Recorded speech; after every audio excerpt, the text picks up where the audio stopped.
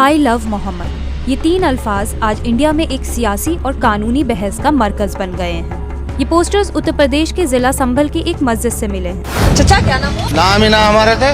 नाम ही नहीं है ना। आधार कार्ड है ना। Ration card? राशन कार्ड भी ना। जब आधार कार्ड ना तो राशन कार्ड कहाँ से होगा? वोटर आईडी कार्ड भी नहीं है ना। वोट भी नहीं देते हो? नहीं। इसी गांव से हो कि गांव? ना, बांग्लादेश के। એ અલગ અલગ પ્રકારે અમને ધ્યાનમાં આવ્યું કે ત્યાં વિદર્ભી મુસલમાનોને પણ મકાન ફાળવવામાં આવ્યા છે। ये पूरे कागज हैं, हमने शुरू से लेकर क्या जेडीए तक लेकर और हमने वक्फ बोर्ड तक जितना जो हमारा जमा कराना था हमने जमा कराया। दोस्तों, जब संभल के अंदर एक मस्जिद में आइलम मोहम्मद और एक इस्लामिक झंडे मिले थे, तब बड़े बड़े अधिकारी मुस्कुराते चेहरे के साथ उसे प्रदर्शित कर रहे थे। इंडिया टीवी जैसे चैनल ने उसे आपत्तिजनक सामग्री कह दी थी। अब सवाल बस ये इतना उठने लगा है, आई लव मोहम्मद कहना और इस्लामिक झंडा होना, इन दोनों में क्या आपत्तिजनक है? अगर यह बात कोई हिंदूवादी संगठन का व्यक्ति कहता तो मैं यह भी समझ सकता था कि उनके पढ़ाई लिखाई शायद इतनी ना हुई हो और उनका काम ही यही है। लेकिन जब आईएएस आईपीएस जैसे अधिकारी इस्लामिक झंडा और आई लव मोहम्मद को प्रदर्शित ऐसे करें जैसे क्राइम है, तो शक पैदा नहीं होता कि चाहते क्या है। जब इंडिया टीवी या कोई भी बड़ा चैनल उसे आपत्तिजनक सामग्री लिखे बिना किसी शोध के, तो सवाल पैदा नहीं होता क्या एजेंडाधारी पत्रकारिता नहीं है? यही तमाशा हुआ।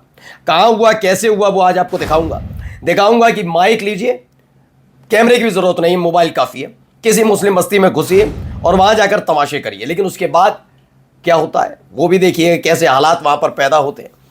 मुस्लिम बस्तियों के साथ साथ मस्जिद और मदरसों के साथ क्या हो रहा है सबको पता है। और खास बात यह है, हरिद्वार वालों, कहा यह जा रहा है कि आप वेज बिरयानी नहीं खा पाएंगे, गलत बात है, आप खाएंगे, बस नाम बदल जाए, क्योंकि नाम बदलना इन्हें बहुत पसंद है। सेम टू सेम चीज होगी, रेहड़ी वो होगी, रेहड़ी वही होगी, बस नाम बदला हुआ होगा, टेस्ट वही रहेगा, इन्हें और कोई फर्क नहीं पड़ता, बस नाम से बड़ी दिक्कत होती है। और भी कई खबरें दिखाता हूं आपको। नमस्कार, मैं हूं प्रज्वल गौतम और आप देख रहे हैं the live TV. The live TV, सच सबसे आगे। पहले जरा इस तस्वीर को देखिए, बीबीसी न्यूज की खबर है, सुगी कहां तक ये बात उठकर पहुंच रही है। ये देखिए, आइला मोहम्मद, मुस्कुराते हुए चेहरे हैं, आइला मोहम्मद के पोस्टर मिले हैं और किसी ने प्रिंट करके रखे होंगे, ठीक है। आइला मोहम्मद कहना पाप है क्या? अब सवाल पूछा जा रहा है, ठीक है ना। आइला मोहम्मद है और पुलिस के अधिकारी उसे दिखा भी रहे हैं कि एक मस्जिद थी, मस्जिद में वो गलत तरीके से बनी थी गलत, तो उसके बाद उनके अंदर जांच पड़ताल की तो आइला मोहम्मद और इस्लामिक झंडा मिला और उसे बहुत बेहतर तरीके, देखिए इस्लामिक झंडा मिला है, इस पर इन्हें देखकर। अब ये जांच पड़ताल का विषय है, वैसे तो ये आईपीएस अधिकारी हैं और कई यहाँ पर प्रशासनिक अधिकारी हैं, इनको खुद आगे आकर बताना चाहिए इस्लामिक झंडा होना या आइला मोहम्मद कहना क्राइम है क्या? Writing and saying I love Mohammad in India is a crime. Sambhal district Uttar Pradesh India का लार्जेस्ट स्टेट है। वहां पर क्या हो रहा है, वहां पर कह दिया गया कि भाई ये police have registered a case against 8 people after posters reading I love Mohammad and flags bearing a crescent and star were recovered from a mosque. Following this, the question has risen: is writing love I love Muhammad or using the slogan considered a crime? लोग वही सवाल पूछ रहे हैं, लेकिन जवाब कौन देगा? क्या संभल को तो सब जान ही चुके हैं वहां क्या क्या होता है। जरा पहले यहाँ पर देखिए। इसी गांव से हो कि गांव? ना, बांग्लादेश के। बांग्लादेश के। चचा क्या नाम हो? नाम ही ना हमारे थे। नाम ही नहीं है ना। आधार कार्ड है ना। Ration card? राशन कार्ड भी ना। जब आधार कार्ड ना तो राशन कार्ड कहाँ से होगा? वोटर आईडी कार्ड भी नहीं है ना। वोट भी नहीं देते हो? नहीं। इसी गांव से हो कि गांव? ना, बांग्लादेश के। बांग्लादेश के हो? ये ऐसे बात करने के लिए कहीं अलग से शिक्षा दिया जाता है क्या? कोई अलग से क्लास होता है क्या यहाँ? आज मदरसा न टूटा है, इसमें यही तो सीख दी जावी। यही सिखाया जाता है? हाँ।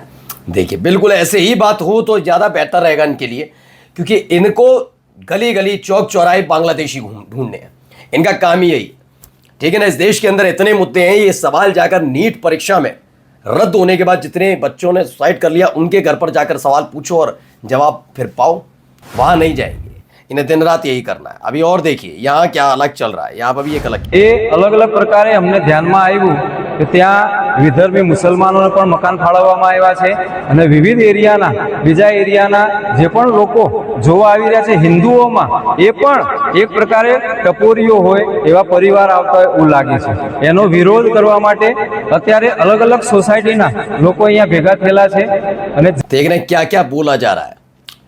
प्रोटेस्ट हो रहा है, ये 60 सरकारी मकानों का आवंटन कुछ मुस्लिम फैमिलीज भी इसमें शामिल हैं, वहाँ पर उन्हें एलोकेट कर दिया गया, यानी उनके नाम पर दर्ज किए गए, तो जिससे ये सब इकट्ठा हुए, उन्हें टपोरी एंटी सोशल एलिमेंट कहा जा रहा है और उनकी जो नाम उनका रजिस्ट्रेशन हुआ उनके नाम पर, उसे रद्द करने की डिमांड। खबर कहाँ से? गुजरात से आती है, गुजरात के सूरत की ये खबर है।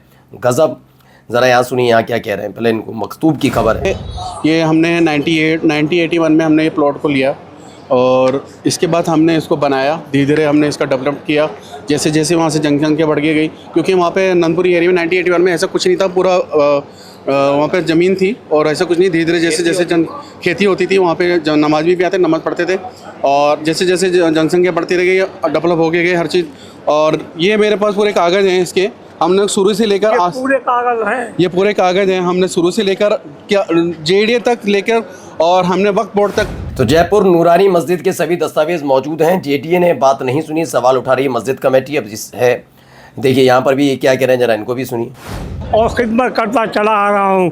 अब ये बताइए कि मीडिया वालों ने कैसे लिख दिया उसमें कि ये मस्जिद अवैध है, जबकि ये मस्जिद हमारी खरीदी हुई है, उसका पट्टा मौजूद है, सारे कागजात मौजूद हैं, और उसको आप अवैध कैसे कह रहे हैं? हम आज़ाद होने के बाद भी हमारे लोग। तो यही सवाल पूछा जा रहा है। जयपुर की नूरानी मस्जिद को गैरकानूनी तरीके से गिराया गया, मस्जिद कमेटी क्या दावा कर रही है। देखिए सब कह रहे हैं कि भाई कैसे इसको आपने ऐसे कैसे कह दिया। इधर देखिए, ये अलग है, यहाँ अलग खेल है।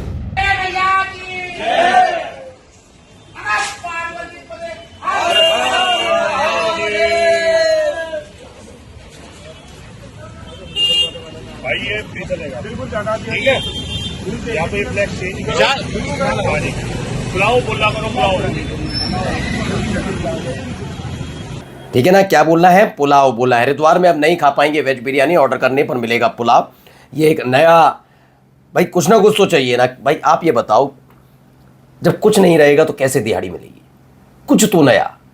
इतने सालों से वेज बिरयानी बिक रही थी, अभी तक हरिद्वार में धार्मिक भावना आहत नहीं हुई, लेकिन जब इन दिनों कुछ मिल नहीं पा रहा तो कुछ ना कुछ तो नया लाना पड़ेगा ना, इजीली, ठीक है ना। अब देखिए एक और बड़ी खबर निकल कर आई। हिंडन नदी के किनारे बसी 258 कॉलोनियों पर चलेगा बुलडोजर। कार्रवाई से करीब 4 लाख लोग होंगे प्रभावित। 4 लाख लोग प्रभावित होंगे। शुरुआत भले ही अब्दुल से, लेकिन खत्म तुम पर ही होनी है। अफसर खान रायपुरी लिखते हैं, इस देश में पैसा कमाइए और सिर्फ किराए पर मकान लेकर रहिए, खरीदने की गलती मत करिए, क्योंकि सरकार प्रशासन की नज़र में सब अवैध है। भले ही 200 साल पहले से ही क्यों ना बसे हो, कोई कागज़, कोई आपकी वैलिडिटी नहीं मानी जाएगी, कि प्रशासन सुबह उठते ही बुलडोजर लेकर निकल पड़ता और बिना धर्म जाति देके ज़मीनों पर बने मकान और इबादत गाहों को गिराकर समतल करने की जुगत में रहता है। ये सारी चीज़ें हो रही, ठीक है। अब देखिए एक और खबर निकल कर सामने आई, क्या कह रहे हैं जरा इनको भी सुनिए। मारीच की क्या स्थिति हुई, खरोड़ दूषण की क्या स्थिति हुई, और याद करना माता जानकी का अपहरण रावण ने किया। मर्यादा पुरुषोत्तम भगवान श्री राम ने इसके लिए अपने स्तर पर पूरा यत्न किया। उत्तर और भारत को, उत्तर और दक्षिण भारत को जोड़ा। नारी गरिमा की रक्षा कैसे करनी है, इसका उदाहरण है। तो ये सारी बातें बोल रहे हैं। इसमें बताया गया 9 जून को स्वामी रामभद्राचार्य द्वारा आयोजित रामकथा के समापन समारोह में मुख्यमंत्री योगी आदित्यनाथ ने लव जिहाद और लैंड जिहाद जैसे मुद्दों का जिक्र करते हुए इन्हें देश की धार्मिक जनसांख्यिकी बदलने की साजिश बताया। उन्होंने इसकी तुलना हिंदू ग्रंथों में वर्णित राक्षसी प्रवृत्तियों से कर दी है। उन्होंने कहा राक्षसी प्रवृत्ति के लोग हैं बस। और इधर आइए खबर, देखिए क्या बात, second international bar and bench, जबरदस्त। श्याम शर्मा है, उन्होंने भी इसे ट्वीट किया, बहुत शानदार। प्रधानमंत्री ने साल भर विदेश न जाने की अपील की थी, लेकिन जजों और वकीलों का ये टूर्नामेंट लंदन में हुआ। पिछली पोस्ट में खबर सही थी, तस्वीर 2025 की टूर्नामेंट की लग गई थी, उसके लिए खेद है, ये बता रहे हैं। लेकिन फिलहाल खबर सही है, खबर तो बिल्कुल सही निकल कर आई है कि कैसे हुआ, ठीक है ना। और ज़रा जाते जाते ज़रा यहाँ पर भी देखिए क्या होगा।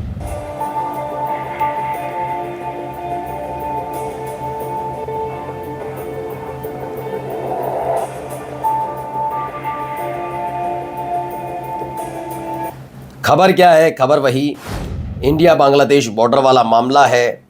इसमें बताया गया है जलपाईगुड़ी पश्चिम बंगाल में जॉयपुर 0 पॉइंट पर भारत बांग्लादेश बॉर्डर महिला और बच्चों समेत 10 लोग 3 दिनों तक फंसे रहे। बिना किसी शेल्टर, खुले आसमान के नीचे पानी से भरे खेत में बहुत खराब हालत में रह रहे थे। रिपोर्ट्स के मुताबिक BSF ने उन्हें बांग्लादेश वापस भेजने की कोशिश की, ये दावा करते हुए कि बांग्लादेशी नागरिक है, लेकिन बॉर्डर गार्ड ऑफ बांग्लादेश यानी बीजीपी ने उन्हें लेने से इनकार कर दिया और उनके प्रवेश को रोक दिया। बीजीपी के साथ बातचीत नाकाम रहने के बाद बीएसएफ इन 10 लोगों को 8 जून को जलपाईगुड़ी के एक होल्डिंग सेंटर में वापस ले आई है। इंसान इंसान ही नहीं है ना, यहाँ तो धर्म के आधार पर इंसान तय हो रहा है। नमस्कार। द लाइव टीवी, सच सबसे आगे।